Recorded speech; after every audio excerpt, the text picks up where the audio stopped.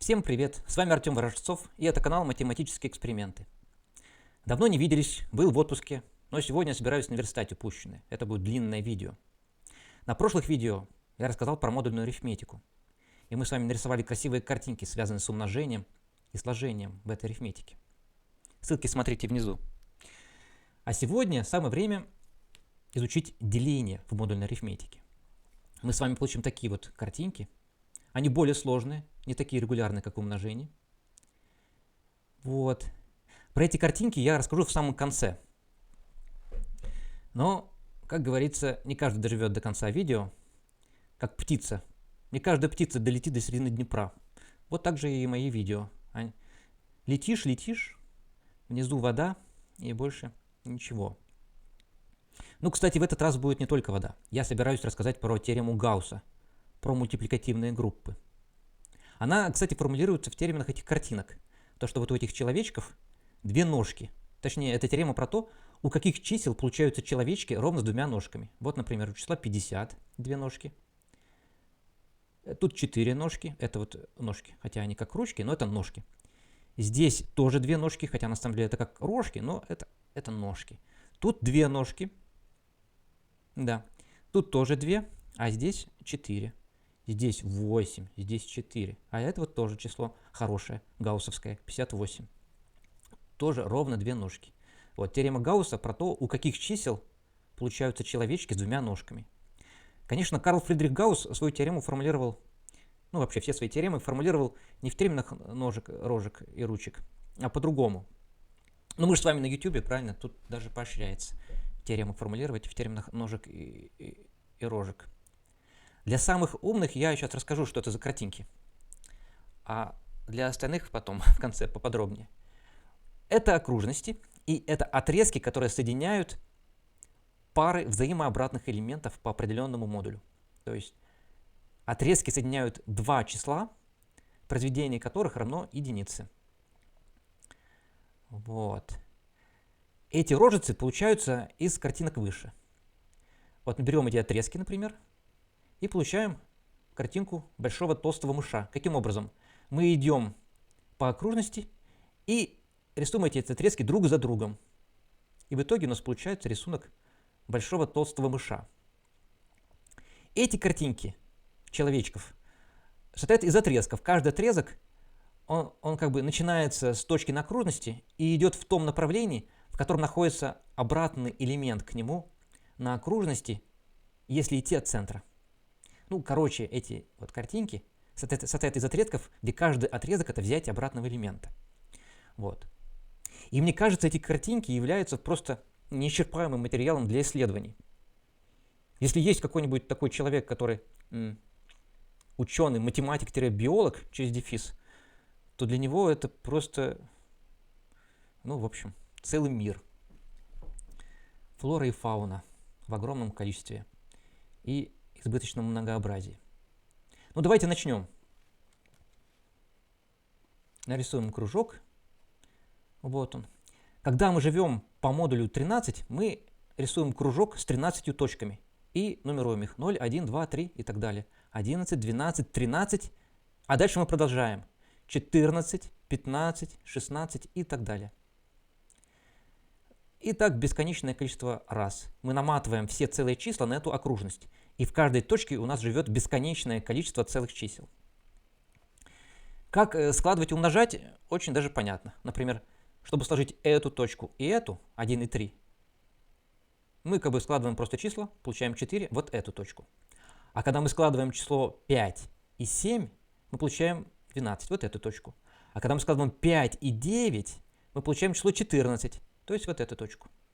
Складывать и умножать на окружности числа очень просто. А как делить? Как, например, 3 разделить на 7.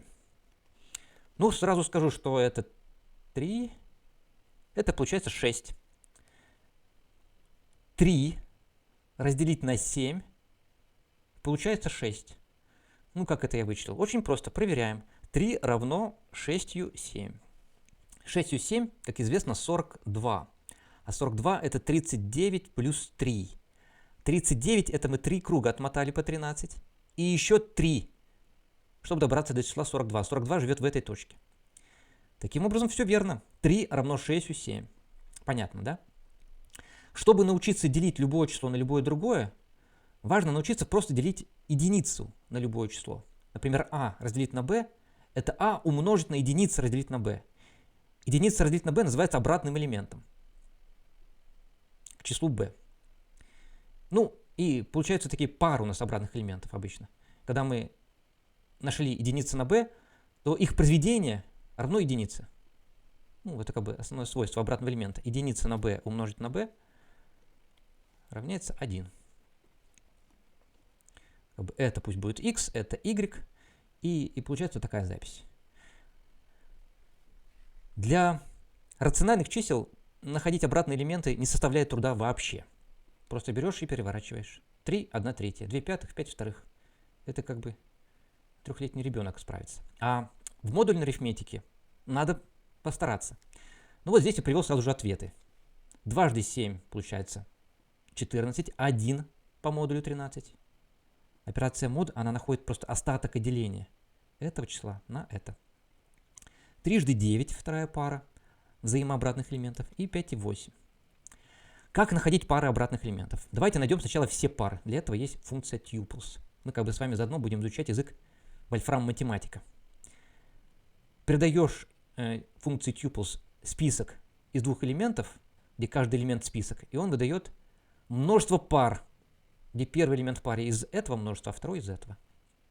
Кстати, можно определить операцию такую вот, что tuples мы хотим обозначать с помощью крестика в кружочке. Определили. И теперь мы можем таким вот простым способом генерировать пары элементов. Один из множества а, другой из множества b. Давайте породим все пары чисел от 1 до 12. p равняется 13 у нас. И нас интересуют числа от 1 до 12. Само число 13 нас не интересует.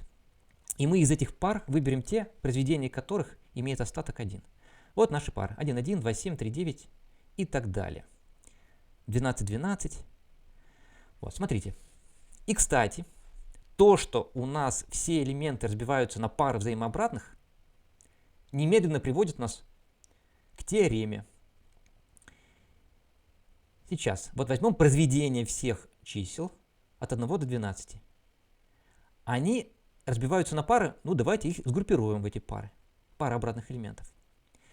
И мы видим, что как бы есть у нас единичка не сгруппированная и 12, а все остальные сгруппированы. Ну, 1, можно считать, что она сгруппирована сама собой. Вот. А 12, она как бы бесхозная. И что же получается? Произведение всех чисел от 1 до 12, если мы будем думать про остаток от деления на 13, дает остаток такой. Дает, ну, это как бы такое произведение получается. 1 мы отбросили, дважды 7 это 13 умножить на 1 плюс 1, 14. n равняется единице. Трижды 9 это 27, это 13 умножить на 2 плюс 1. 5 и 8 это 13 умноженное на 3 плюс 1. 6 и 11 это 13 умноженное на 5 плюс 1. 4 пропустили. Ну, неважно. В общем, у нас получается вот такие вот скобочки. И когда мы хотим понять, какой же остаток отделения, ну, важно понять, что он будет равен единице, что можем брать только вот эти вот последние, вторые элементы в каждой скобочке и перемножить их. Они все равны единице, вот и у нас получается 1.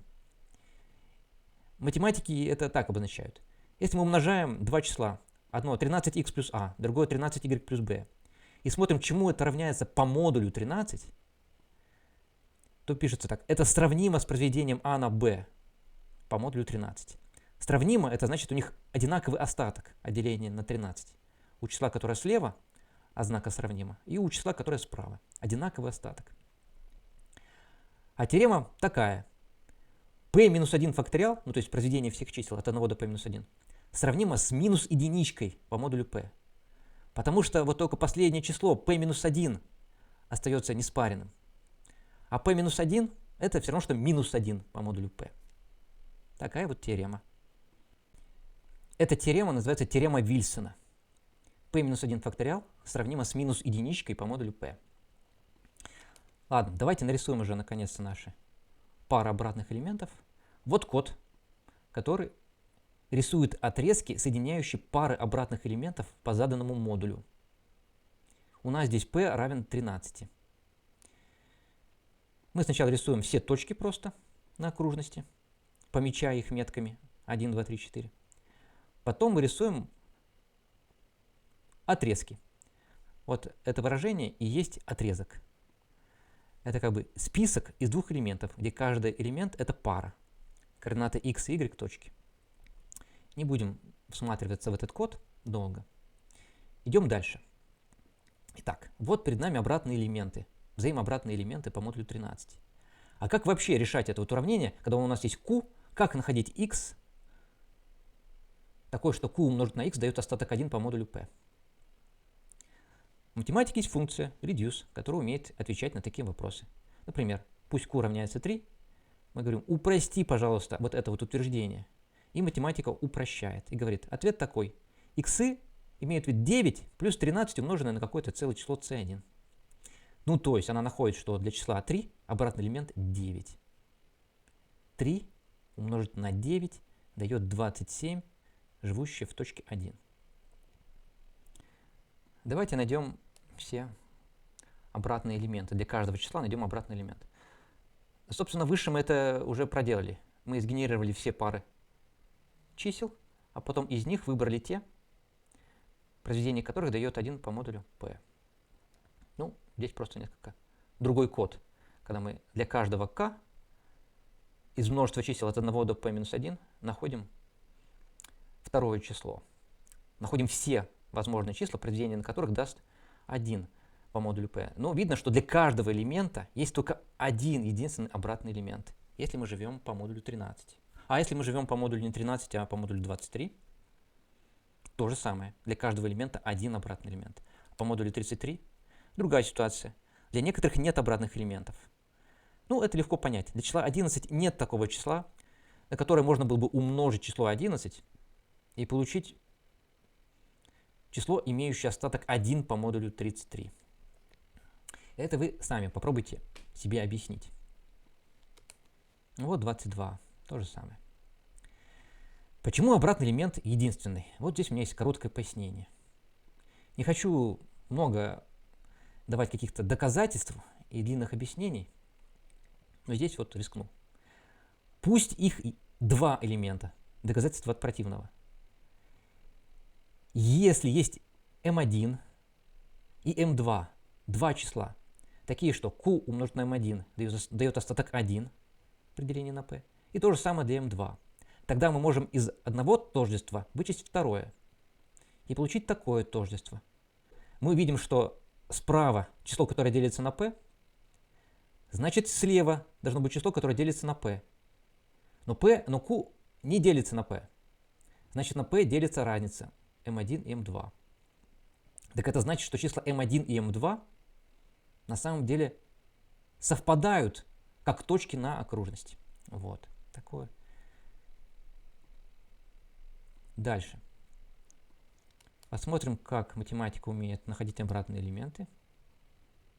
Кстати, вот пример, когда она сказала, невозможно найти. Видите, она иногда может находить обратный элемент даже для случая, когда p непростое число. Здесь она находит обратный элемент для числа 5. 5 у 5 25 имеет остаток 1 по модулю 24. И для 22 тоже некоторые числа имеют обратный элемент. Что это за некоторые числа? Это числа, которые взаимопросты с числом 22. Для 3 это уравнение решается. Для 4 не решается, потому что 4 и 22 оба делятся на 2. И чтобы мы не умножали число 4, невозможно получить число, которое было бы нечетное и имело остаток 1 при делении на 22. Для 5 есть решение и так далее. Вообще, если вот есть у нас два числа, и они взаимопросты, два числа p и q, то утверждается, что всегда найдутся числа m и n, такие что, верно, это тождество. Это самое обыкновенное тождество, не в терминах точек на окружности. Это равно означает именно равно. И здесь обычно такая ситуация, что m отрицательное число, а n положительное, либо наоборот. И когда мы нашли такие m и n, можно сказать следующее. Q умножить на n имеет остаток 1 при делении на p, а p умножить на m имеет остаток 1 при делении на q. Это фундаментальная штука, на которой основано много. Ну, точнее, это штука, с которой все начинается. А дальше, конечно, никто уже про нее не вспоминает. Давайте сделаем классическую визуализацию того, как одна окружность катится по второй. И на второй окружности мы поставим пятнышко.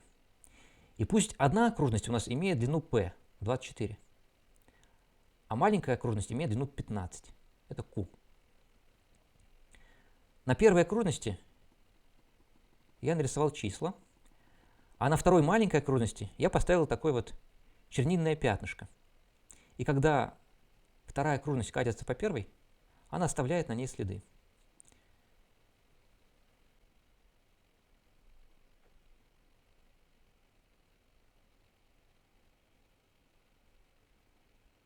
Ускоряем. В конечном итоге мы получим такую картинку. На окружности первой будут стоять пятнышки на одинаковом расстоянии друг от друга. И здесь у нас получились пятнышки, которые идут через 3. И это объясняется тем, что наибольший общий делитель 24 и 15 – это 3. Если бы здесь было 13 и 7,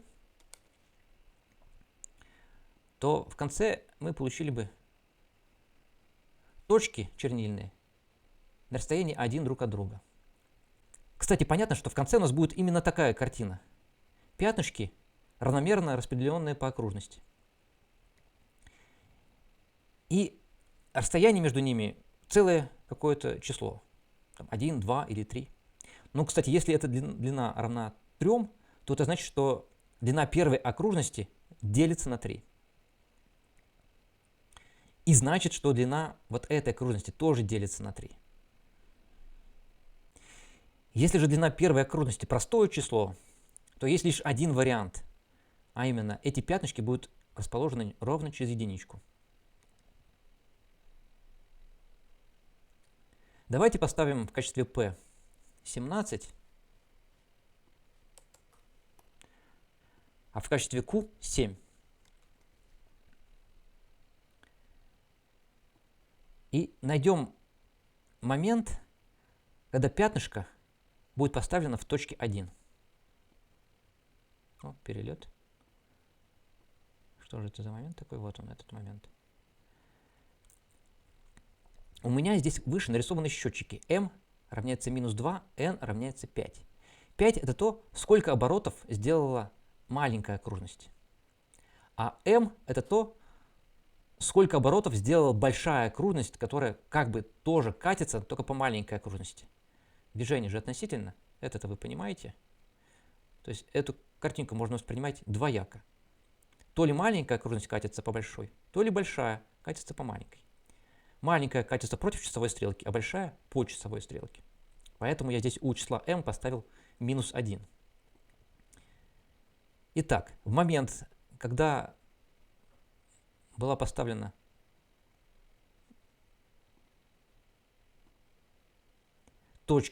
пятнышко в точке 1, m равнялось минус 2, а n равнялось 5. Возьмем это тождество и подставим туда наши числа. p, а это m, q равно 7, а n равняется 5. Получается 1. И это верно для любых пар p и q, какие бы мы ни выбрали. Например, 15, ну и пусть снова 7. Это не так важно. Найдем момент, когда впервые появилось пятнышко в точке 1. Никак оно не появляется. О. m равняется минус 6, n равняется 13. Пишем 15 умножить на минус 6. Получается 1. К чему я это все веду? Это очень простая модель, отвечает на вопрос, когда есть обратный элемент для числа q по модулю p. Ответ такой. Тогда, когда p и q имеют наибольший общий делитель равный единице. Если у них наибольший общий делитель больше единицы, например, 2 или 3, то никогда не будет поставлено пятнышко в точку 1. Пятнышки будут расположены через промежуток 2, и все. Если же наибольший общий делитель у чисел p и q равен единице, то есть лишь одна возможность. Это в конечном итоге заполнить все целые точки на большой окружности пятнышками. И значит, есть момент, когда будет поставлено пятнышко в точку 1. Такое вот доказательство. Здесь другая визуализация того, как одна окружность катится по другой. Вот пусть у нас есть окружность длины 13, и по ней катится окружность длины 3. Вначале у нас пятнышко в точке 0, потом в тройке, в шестерке, в девятке, 12 и так далее. То есть тут как бы показана последовательность, в которой ставятся точки чернильные на большой окружности.